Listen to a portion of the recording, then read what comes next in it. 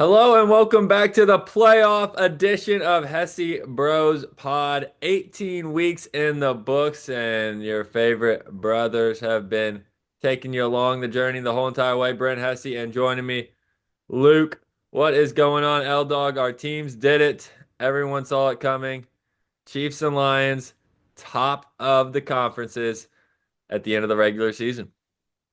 Never a doubt, B. Hess. We knew we'd be here, and it feels great, honestly. Lions, first number one overall seed in franchise history. Chiefs might have been there a time or two before, but it's looking like it might be shaking out like a little Super Bowl for the Hesse Bros pod. But we got a few games until we get there, possibly. We're going to get into all our picks and all that. But yeah, I'm real excited for this playoff. Finally, the Lions get a bye, and we can get some of our defensive players back. I'm hyped for that. Who could have possibly predicted a Chiefs and Lions Super Bowl? I don't know. Who could have figured that one out? Oh, wait, that was me. That was my preseason prediction from the start. Go back to episode one. Chiefs over Lions. That was my pick. And now, if you look on DraftKings or anywhere, the exact result of the Super Bowl, that is the number one odds right there. Chiefs over Lions in the Super Bowl. So, yep, looks like I'm off to just a sparkling start here as we hit the postseason. Looking forward to recapping the games that got the Lions to the playoffs and finalize that playoff picture. And then we're going to break down the entire playoffs. Each of us are going to come up with our playoff predictions. And Luke's got a 12 pack. So a lot to get into in this wild card episode. Yeah, sorry, BS. I got to remind everyone you also had the Bears winning the division and the Lions getting in the Super Bowl from a wild card. But, we can gloss over that if you want. Lions are going to be in the Super Bowl, though. You got that right. Thanks, Luke. You can't get it all right. It wouldn't be fun if I could just see the future entirely, just parts of it. Fair enough. All right, well, I say we start talking about that Lions game from Yes. last week. Lions, Vikings, Lions defense balls out. Anzalone comes back. Darnold was frightened all night long, and the Lions roll. That defense is looking scary. And I think what that game proved to everyone is that the Lions team is going to be hard to stop because Aaron Glenn, he's a top three defensive coordinator in the league. Ben Johnson, top three offensive coordinator. Dan Campbell, top three head coach. So at this point, the coaching's not the problem. We've got the players in place. As long as the defense can play like that again, shout out to Meek Robertson, absolutely shut down Justin Jefferson. Usually he goes crazy on the Lions, not this time. And getting those stops on all those goal to go downs, that was awesome. Yeah, I don't know which one was the bigger story in that game. The fact that the Vikings had the ball inside the 10-yard line, what, five times in the game and just only had 9 points to show for it, or that Jahmyr Gibbs just completely went bonkers, four touchdowns for him.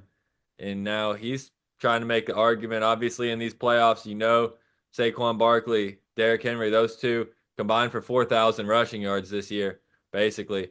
But after that, there's definitely an argument to be made that Jahmyr Gibbs, third best running back in the NFL, or at least in these going into these playoffs. And that Lions defense, they made plays in the red zone. Darnold missed some touchdowns. It definitely looked like he had Addison a couple times, had Jefferson, didn't throw the ball or threw it late, threw it inaccurate. Yeah, those two definitely the biggest takeaways for me in that football game. And we found a way to get some pass rush on him so that he couldn't just sit back there all day long and find his receivers. He was clearly flustered the whole game, and so that's how the Lions get the dub. And someone's going to have to come in our house to and beat us if they want to stop us from getting to the Super Bowl. It doesn't get much better than that. That's right. So congratulations to the Lions, one seed in the NFC. Chiefs got the one seed in the AFC, and that meant they didn't play anybody on Sunday against the Broncos. First time in the Andy Reid era, the Chiefs have been shut out. It was tough. The Carson show was a little bit of a dud. Wentz didn't go for 100 yards, but my man Carson Steele got 25 rushing yards. Pretty good for man of steel. The defense struggled to contain Bo Nix.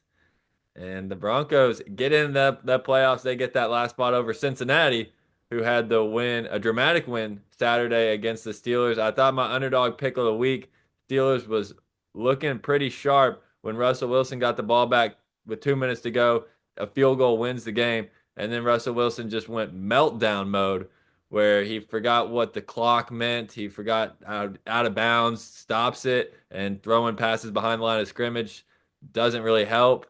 Just an absolute horrid performance from a veteran quarterback in that 2 minute drill. Steelers lose another one.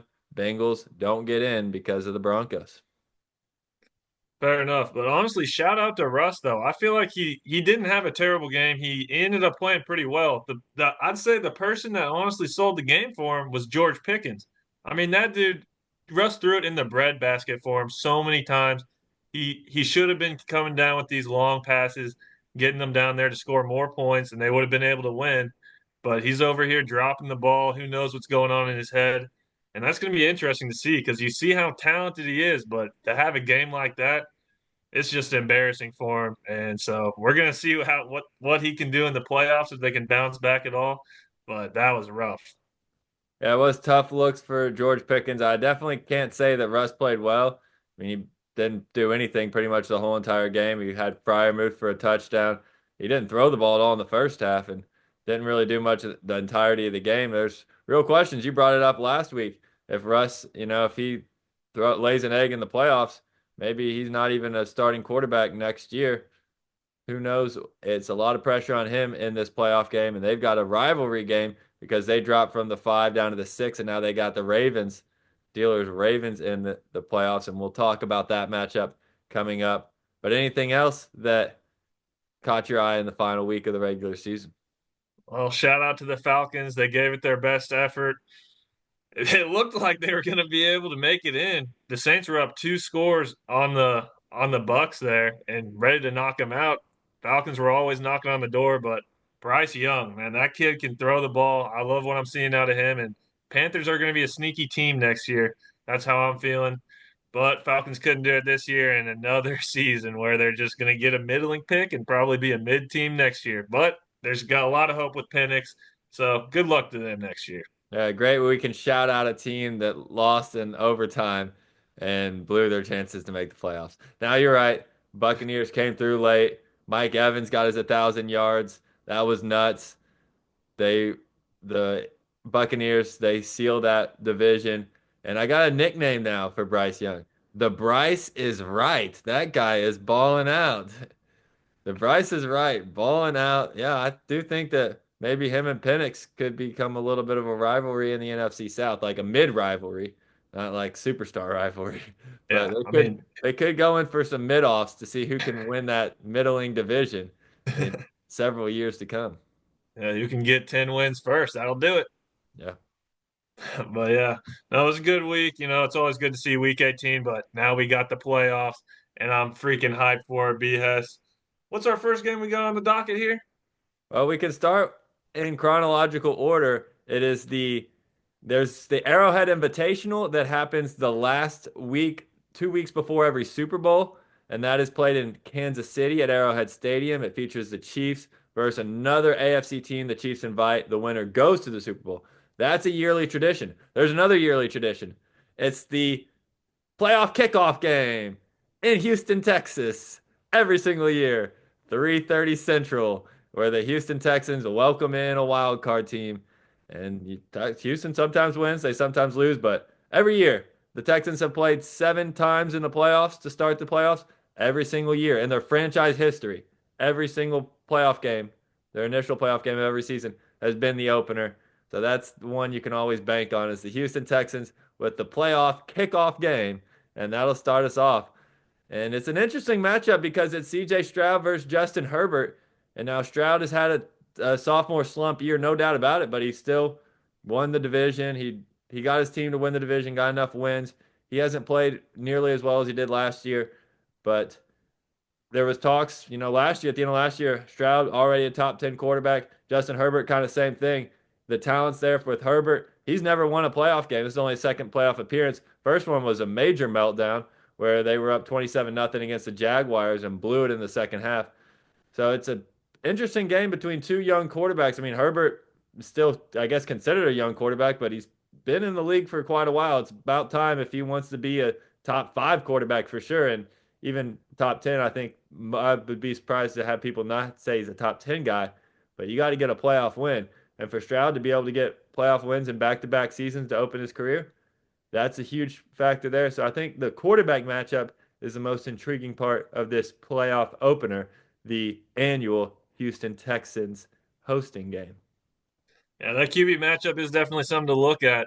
And I think what this game comes down to, the way I'm looking at it, is the way that the Chargers have been playing this year, they're kind of like Baltimore light, right? So they got Harbaugh in his first year rather than Harbaugh, the other Harbaugh, you know, that already has his program and everything installed. But they run a very similar offense, and they both have a solid defense. Herbert's just a step below Lamar, in my opinion. Their run game's a step below with Derrick Henry over there with the Ravens, J.K. Dobbins with the Chargers, but they have a good Well, it's the offensive yeah, line. it is the Baltimore replacements with Dobbins and Edwards. That was the Baltimore running backs from years prior. Exactly. And they got the offensive coordinator that was in Baltimore before. So I kind of see the Chargers as Ravens light. And we saw what the Ravens did to the Texans just a couple weeks ago on that merry day, December 25th. And so I do not like the Texans' chances in this one at all. I feel like if the Ravens can beat them by 35, the Chargers can probably beat them by at least 10. I love the Chargers in this one. I don't like what the Texans have on their offensive line at all. And with Joey Bosa right there, Khalil Mack, it's game over. CJ Stroud's not going to be able to get into this one. Yeah, I think this is a really tough matchup for the Texans. I agree entirely. If you can find them, if you can find Chargers less than 3 points, they opened at 2.5. I think most places now it's three. Which if you don't have to push on a field goal, definitely like 2.5 with the Chargers because it's just a tough matchup. Like you mentioned, the Texans, their weak spots are certainly their offensive line. LA has great pass rushers, and then where the Texans' strength is has been their pass rush, but the Chargers they have a really solid offensive line, two bookend tackles, and Herbert doesn't drop back as much as some other teams. They want to run the ball, hardball style, establish the run, then do play action off of it, get it over the middle of the field to McConkey and other guys like that. So I just think it's going to be tough for Houston, especially the Tank Dell injury. I think just kills the way that this offense can be dynamic. We saw it the next week. Well, in that game against Kansas City, Tank Dell was dicing him up. When you got Dell and Collins, that's two good wide receivers that are cause problems on the outside. But then you lose one of them. Now it's only Nico Collins, the only real weapon for Houston. And Baltimore was able to shut him down. Houston doesn't score in that game on Christmas Day. And I kind of see it going the same way. I think that losing that, obviously, it sucks. They started the season with three good wide receivers with Diggs and Dell, both now on IR, and it's just Nico left. It's going to be tough for the Texans. I like the Chargers in this one also. There you have it. I just think the Texans are probably the worst team left. They're just like stumbling into the playoffs here after what's happened to them. And speaking of stumbling into the playoffs, the Steelers at the Ravens Saturday night, and I think it's a similar story here. I mean, the Steelers have not looked good at all. Russ is going to have the game of his life, and they're going to have to turn everything around. I just don't see it happening for him. This one's pretty easy for me. Derrick Henry is going to be fresh, and he's going to be ready to go and absolutely destroy the Steelers. Yeah, this is a massive spot for Lamar Jackson, in my opinion, because one of the teams he struggled with the most in his entire career, the Pittsburgh Steelers. He finally has a good game against them a couple weeks back, right before Christmas. They get that two-touchdown win against Pittsburgh. That vaults them into the division lead, and they go on to win the division from there. And where else has he struggled in the playoffs? He has, I think he's had some good moments, especially last year in the playoffs. I get frustrated with people ripping Lamar because he played well against the Texans, then against the Chiefs, who had the best defense in the NFL. Yes, they only scored 10 points. Zay Flowers was inches away from getting them to 17 if he doesn't fumble on the goal line. And Lamar still, in that entire game, had the two best plays in the entire game, where he scrambles far back, launches a bomb into the corner of the end zone to Flowers for their first touchdown, and then he throws a pass, gets batted up in the air, sprints by a Chiefs safety, Justin Reed, to catch the ball himself and pick up a first down. Lamar was still making good plays, even though over the course of the game he had some turnovers. he was still being dynamic, being Lamar. But this is a big spot for him because if he does somehow lose to the Steelers, plays poorly, it's going to be hard to ever shake this playoff moniker that he has that he doesn't come through in the playoffs. So huge spot for Lamar because he can kind of get another win against the team he struggled with the most, his division rival, the Steelers, and get a playoff win and hopefully play well in the process. I'm going to be rooting for him. It's a big spread, 10 points. The Steelers got beat by the Ravens by 14 earlier this season recently, and the Steelers haven't looked any better since then. So I like the Ravens. I think the Ravens defense has been playing well. They've been suffocating teams recently, including the Steelers in both the games. Pittsburgh didn't even score a touchdown the time they beat Baltimore this year. Yeah, give me the Ravens. I'm really hoping Lamar can do it. He's going to have to. It's a big spot for him, and I think that he comes through. It's got to be the Ravens in this one. And then moving on to our final AFC game, let's see if we have the same AFC wild card picks. We got the Broncos going to the Bills at 1 o'clock. This is an interesting one. Bo Nix has been playing really well, and they got this spread right now at what, 8.5? I don't know. I feel like they could definitely keep it close with the way the Bills defense is nothing amazing. They can get stops, they can do what they need to win games. But I could see the Broncos having a nice little spot here against the Bills. I don't know if I'll take them to win, but I feel like they're going to be able to do enough to cover that 8.5 and keep it to a one-score game at least. I'm on you. I'm with you lockstep every step of the way. It's going to be hard to win. Buffalo is undefeated at home this year. The Broncos have a losing record on the road. So I think Buffalo wins this game, and this is just par for the course for Buffalo. This is one of the reasons why Josh Allen has a good playoff record, or not a bad playoff record, because they always seem to find themselves with they don't get never get the bye. They're never good enough to get the bye, so they play a weak wild card team. And Josh Allen feasts every year on Mac Jones or Skylar Thompson or Mason Rudolph in the first round and gets wins against those kind of caliber quarterbacks. Bo Nix probably better than those guys, but he's just a rookie. You can't ask him to go on the road against a good team. Buffalo's a good team and get a win. That's why it was so shocking that Jordan Love did it last year against the Cowboys, and he wasn't even a rookie. It was just his first year starting. So, yeah, I don't think I can have enough confidence to see the Broncos winning this game, but their defense playing well. I think they can keep it close. I like the 8.5 points. I would definitely take that side, but I think Buffalo wins the game. And it's interesting. I didn't really realize that the first three games all of this weekend are the three AFC games. Chiefs will know who they play by midway through Sunday before an NFC game even starts. Exactly. And the AFC seems a lot more straightforward than the NFC just because you got those top three teams. Everyone kind of knows who they are. Ravens, Bills, Chiefs have been at the top of that conference all year, and they still are heading into the playoffs. So it's kind of more straightforward in the AFC. But then moving to this NFC side, I feel like we could see these three games go either way. Let's jump into those. First up is going to be Packers at the Eagles. Oh, this is a good one, Brent. What are your thoughts on it? Yeah, it's a rematch of week one in Brazil. It's interesting. Two out of the three NFC games are rematches of week one, and all three NFC games we have seen this year already. Whereas this will be the first time the Bills play the Broncos and the first time the Chargers play the Texans. Obviously, Steelers and Ravens have played each other twice being in the division. All three matchups in the NFC, we've seen them this year, but two of them, they were all the way back very first week of the season, week one in Brazil. Philadelphia got the best of Green Bay in what was a high scoring game after Philly started slow. This one it comes down to the way the quarterbacks are going to play. Jalen Hurts, concussed back right before Christmas, hasn't played since then. Still hasn't even totally cleared concussion protocol. He's back practicing, but not fully cleared. I don't think there's any concern that he's going to be able to play, but how well will he be able to play? And how much will they ask him to do? Obviously, I think they have a great defense, and Saquon Barkley is a beast. So they don't really need him to do that much. Just manage the game, hit A.J. Brown, hit Devontae Smith when the opportunity presents itself. Use your legs to pick up key third downs, things like that. But just let Saquon do the work, let the defense wreak havoc on the other side. Meanwhile, for Jordan Love, he got banged up last week. The Packers are kind of limping. They're the team that's kind of limping in on the NFC side, losing a couple of games in a row.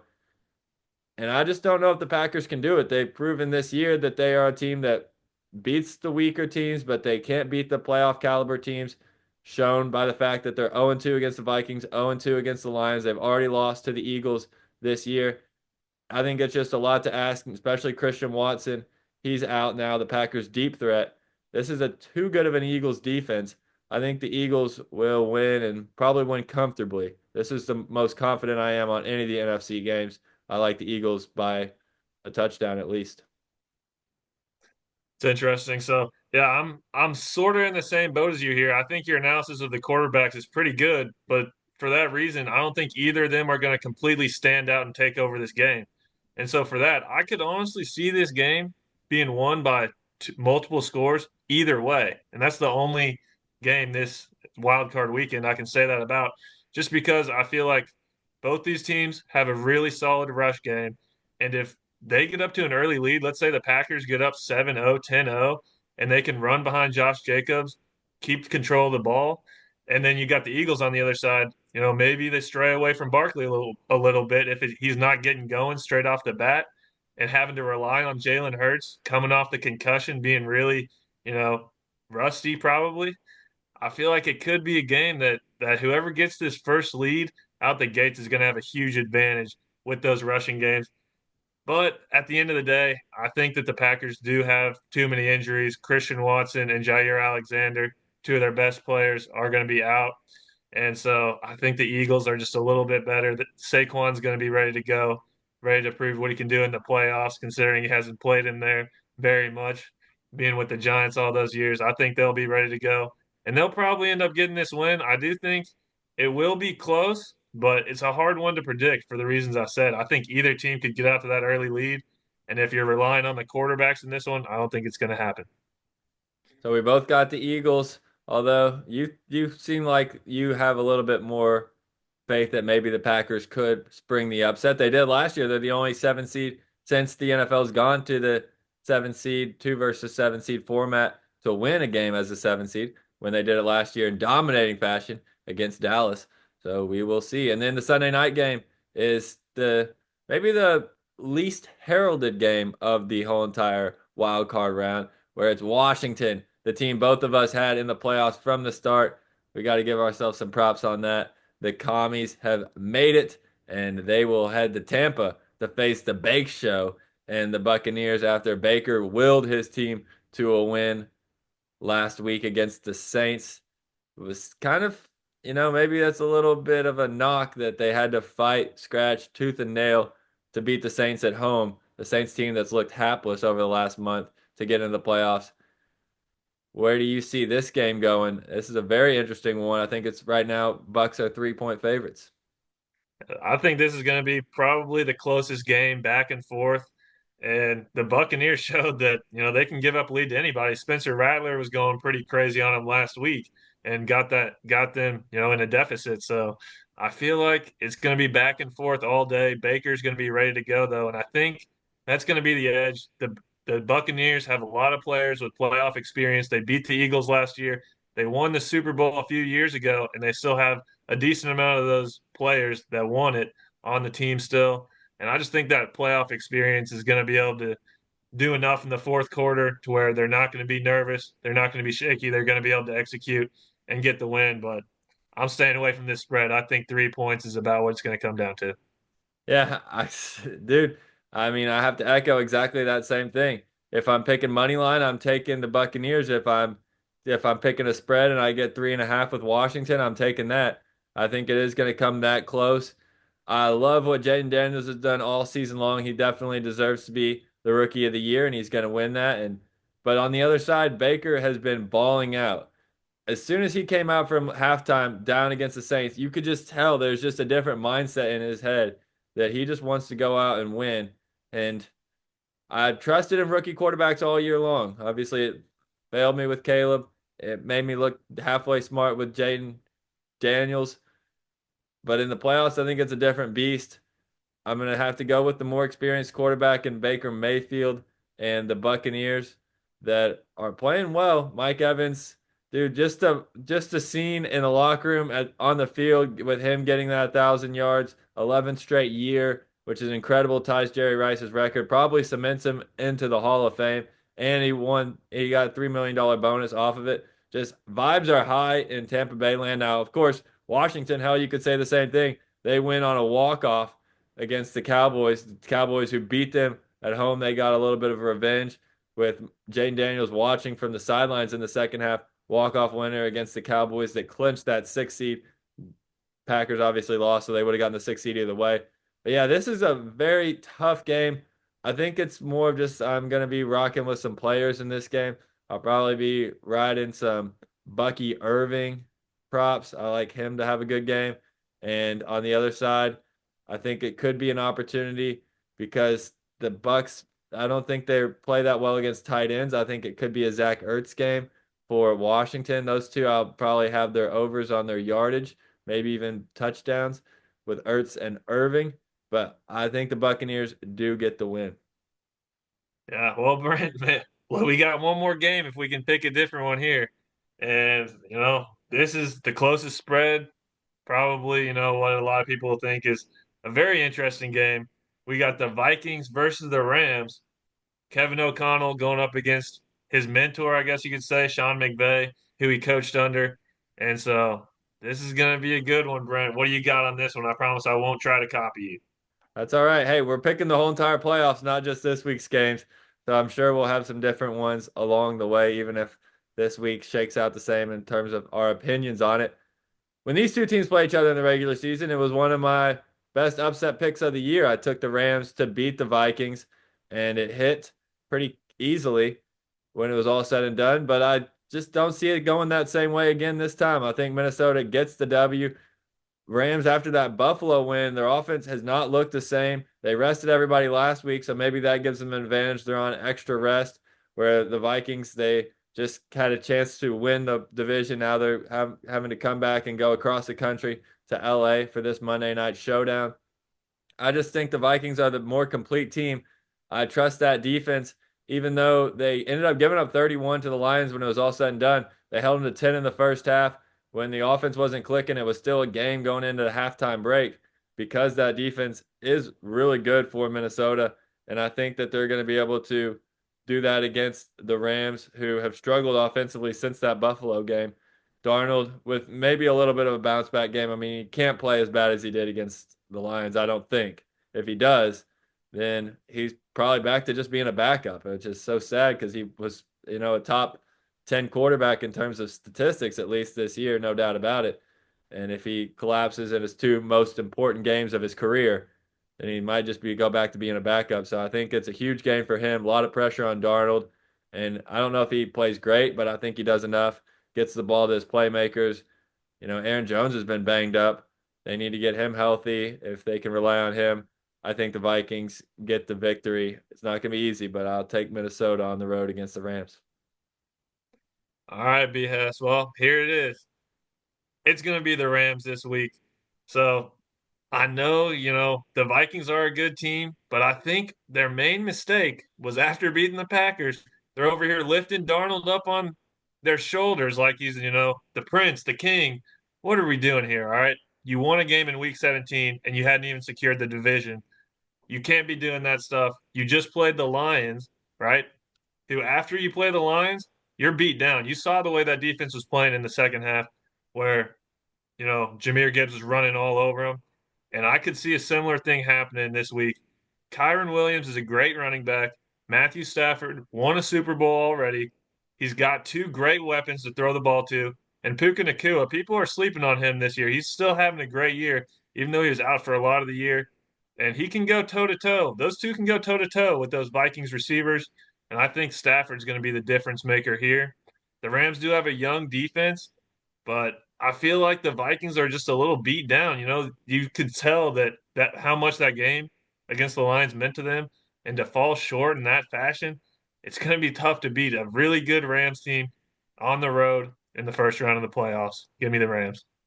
That's a valid point. The Lions have teams coming off games against the Lions. They don't have a good track record this year. I don't know exactly what the record I know is really bad early in the year. I don't know if it leveled out at all as the season went along, but certainly That is an interesting point. Obviously, the rest factor is big. The Rams basically just rested everybody, just like the Chiefs did, just like the Bills did, just like a lot of teams did on Week 18. For some reason, people only like to talk about the fact that Chiefs rested players and not these other teams. But that's all right. The internet Well, that's guys probably will because y'all lost by 38. they'll do what they. Well, hey, Bo Nix is a good player. He's tough, man. They weren't playing against Joe Milton or Geno Smith. They were playing against a real competitor, Bo Nix. Hey, no Joe Milton slander, all right? He could be a top six rookie quarterback this year. All right, the dude's a beast. Okay, well, that's another topic for another time. The Patriots, of course, just found a way to. I did not predict that last week. I said that He both did. teams are going to be trying to lose, but I think that the Bills are just a more well-run organization. They'll find a way to lose, and they did. The Patriots couldn't find the way to lose. They fired their coach. They lost the number one pick. Yeah, all that and more. But we got off our playoff track, so we got to finally split it up. Luke's got Lions, or Luke's got Rams. I've got Vikings in that one, which we'll go through. We don't have to analyze each of the matchups because we'll analyze them in the following weeks when we actually get the matchups. But now that we've got the bracket and the quarterfinals, the divisional round, we'll just go through and make our playoff predictions. So for the AFC, Luke, we both have Chiefs versus Chargers and Ravens versus Bills. I'll go first in the AFC and you can go first in the NFC. I've got Chiefs over Chargers, of course. Matthew Wright won't be there to doink in a field goal to win the game this time, but I don't think it'll get that close. And this is the moment Lamar has that real staple playoff win against a quality quarterback. He beats Josh Allen. It's Chiefs or Ravens. Round two, run it back, except instead of the bank, it's back to the Arrowhead Invitational. Arrowhead Invitational just had to go take a different venue change for a year, spice things up. But it'll be back at Arrowhead. Chiefs will beat the Ravens, and the Chiefs will be your AFC representative. Luke, how do you see the rest of the AFC playing out? All right, BS. Well, we're looking pretty similar here. I do got the Chiefs, getting a close win against the Chargers, but Chargers are still a little bit away from getting all the way to the NFC Championship game. I do got Lamar beating the Ravens. They're beating the Bills too. I think the Ravens are a great team. And those Ravens, they're going to step into the Chiefs' home stadium in Arrowhead, and they're going to get the toe that they need, that they should have had in week one. Ravens are going to be able to get the dub. Sorry, BS. I don't think it's going to be that Chiefs Lions Super Bowl. I got to say it here. I think the Ravens are one of the best teams in the league, and I think they could barely squeak it out over the Chiefs with some Lamar magic. Hey, there's no fault there. Didn't you pick the Ravens to make Super Bowl to begin the season? Yep. So that's completely fair. If it's not the Chiefs in the AFC, I'd love for it to be Lamar, but sadly it won't be. But I wouldn't hate it. So yeah, I mean I don't have any qualms with those picks. Now if you would have had the Chiefs losing the Chargers, then we would have had an issue for sure. But We'll see Chiefs next week. Maybe Chiefs I'll change my season, mind. right. The Chiefs season starts in the AFC Championship every single season. So yeah, next week is just every formality going forward. But we'll talk about that next week. Now to the NFC side, we have one different team. You've got Lions versus Rams. I've got Lions Vikings. We both have Eagles Bucks on the other divisional matchup. So give me how you see the NFC bracket playing out. Yeah, well, the Rams season is going to end just the way it started. A loss in Detroit. I don't think it'll be that close this time. Went to overtime in week one. Lions will be able to handle them in this one. Not too worried about them. It could be a tough game, but I think Lions got what we need to win that one. And I just think the Eagles are just too strong. I think the Lions and Eagles are clearly the top two teams in the NFC. So I got the Eagles taking down the Bucks. And at the end of the day, you already know what it is. Lions to the Super Bowl. I don't know how it's going to happen yet. I'll get to that point eventually, but I know it's going to be Lions in the Super Bowl. Okay, so for my NFC playoff predictions, Lions Vikings right back in Ford Field where it was a week ago. Can Darnold do it this time? No. More ghosts on the field, and Lions get the W. A well rested team. They'll be ready to go. Give me the Lions to move on to the NFC Championship. Then it's Eagles Bucks. We've seen this matchup already this year, and the Buccaneers whitewashed them. Bake Show balls out and beats the Eagles I like the Buccaneers team, which sets up the Buccaneers to go back to Ford Field. Well, the Bills also did it, but one of the only teams that have beaten the Lions this year. Baker has that recipe. Could he do it again? Maybe, but I won't pick it yet. I won't pick it yet. My original prediction to start the year was Chiefs over Lions. I'm sticking with that. Chiefs over Lions, but watch out for Bake Show. I've got him in the NFC Championship game, and it might be worth the price right now because it's pretty juicy. But yeah, we'll take Chiefs over Lions as my final prediction going into the playoffs, just like it was to start the regular season. There you go. And I'm going with Lions over Ravens, just like I started off. Now, the Ravens are probably the worst matchup for the Lions in the entire league because we suck against rushing quarterbacks and Lamar's an absolute beast. But I have a feeling Dan's going to get us there and we're going to be able to get it done. Oh, it's going to be a beautiful day, especially that parade in Detroit. Well, I can't wait. I hope all y'all show out. All the Hesse Bros fans out there are going to show out to that parade in Detroit. Oh, that's already got me fired up. Fires me up. I'd love to go to Detroit, Motown for a parade. Last time I was in Detroit, I got to watch Patrick Mahomes win and break some hearts of Lions fans. So it's a good little town for sure. That's our playoff predictions. And now, as we always do, finishing out the Hesse Bros episode with a 12 pack. There's only 14 teams left to choose from, Luke, but it is your week to rank them top 12 teams in the NFL playoffs.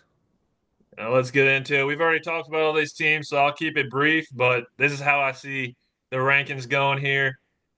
I got the Broncos at number 12. Solid team, not their year, but they're going to be able to see what they can do coming up here shortly. And in the following years, I think Sean Payton's a good coach. He'll get them right. Here we go next. Washington Commanders at number 11. Solid team, but I got the Packers just ahead of them. You know, these are teams that I could see winning a playoff game, those two, but it's going to be tough to make it any farther than that. Tampa Bay Buccaneers, you know, these are teams I could see making it to the championship game from here on out. I got the Tampa Bay Buccaneers coming in here at number 9. Minnesota Vikings, I could see them making it, but it would also take a win from the Packers or the Commanders, so they don't have to play the Lions first round. Obviously, they'd lose to the Lions again in that divisional round matchup. Up next, LA Rams. I think that they're a solid team. I think they're going to beat the Vikes, put them right up ahead of them. And then coming in at number 6, I got the Chargers. You're going to have your hands full over there in KC with that team. But at the end of the day, they're still a year away. They don't got enough weapons to take it all the way. And Buffalo Bills, just it's a pretty similar story, honestly. They just need a few more weapons and they need a better defense to be able to go all the way to the Super Bowl. And top 4, I mean, these are the Super Bowl contenders right here. Philadelphia Eagles, number 4. I think that they could definitely beat the Lions. You know, I'm not saying it's impossible. Obviously, they could make it. They got a solid team up there. Or no, Kansas City Chiefs at number 3. Sorry, oh, Baltimore is going to the Super Bowl. Y'all already know that. I was just used to having the Lions and the Chiefs at number 1, but it's not the standings. It's who's gonna be the best teams in these playoffs. Kansas City Chiefs falls to 3rd. Baltimore Ravens 2. Detroit Lions number 1. Probably the best 12 pack of the year. I feel like there's no other way to go about it. Texans and Steelers, they're dead in the water. You know, obviously, I expected Lions to be at number 1, and I would have moved them up as well. I had them a little bit low last week. They had a resounding victory against Minnesota to win the division and earn that all coveted bye. So, yeah, I don't mind the Lions being in the top 2. Chiefs obviously should be number 1. Don't have too many other qualms about it. Chargers maybe a little bit high. I think we got to remember this is a Chargers team that not too long ago got blown out by the Tampa Bay Buccaneers. Bake Show, strong. Maybe they should be up a little bit more. I don't think Washington's better than Green Bay, but it's just some nitpicks here and there. I agree with the 2 teams you left out. I think they're the 2 weakest teams in the playoffs. So overall, it's not the perfect list, but it's one I'll definitely throw one back for you with. Thanks, BS. You're really coming along here. And these 12 packs are pretty fire, and I'm ready for some football. Well, there you have it. Another Hesse Bros in the books. That is right. we got the wild card round games, and we're fired up. Chiefs and Lions, hopefully on a collision course to the Super Bowl. I was telling you earlier, Luke, there's a bet out there. One seed to win the Super Bowl, Chiefs or Lions at plus money, plus 125. Couldn't hurt to dabble in that. And we mentioned some of our favorite picks this weekend. We both like Chargers -3, and we both think the Broncos cover. Is that right? I think so. I think Broncos, and you might as well slam Rams money line too. All right. Well, I won't be on the Rams money line, but I like a couple of those other ones. I'm excited for a fun wild card weekend. We'll see who the Lions and Chiefs end up playing next week in the divisional round. Thanks for watching another episode of Hesse Bros Podcast. Please like and subscribe, comment below. We appreciate all the viewers. Thank you for watching, and we'll be back next week for another episode of Hesse Bros when the Chiefs and Lions start their run to New Orleans.